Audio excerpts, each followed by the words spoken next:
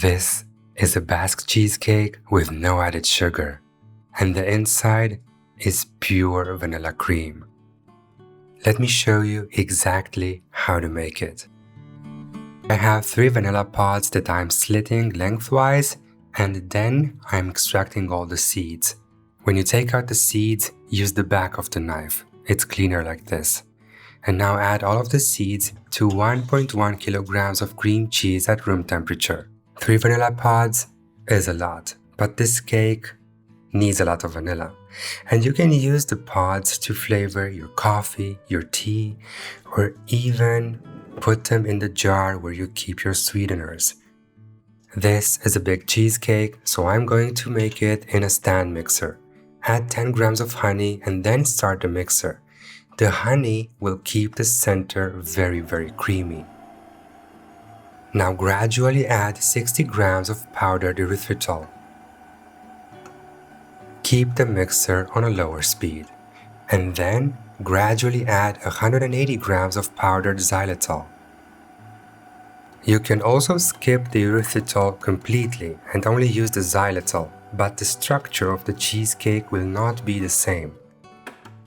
Every now and then, stop the mixer and scrape the sides and bottom of the bowl.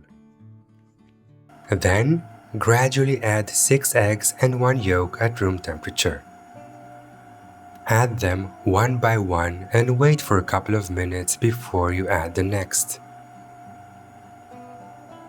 And now, it's time for 300 grams of room temperature whipping cream, followed by 30 grams of cornstarch that I prefer to sift in.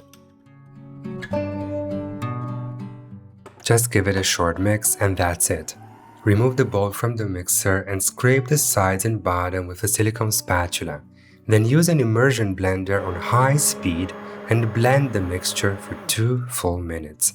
Cover it with plastic wrap directly on the surface and take it to the fridge for half an hour.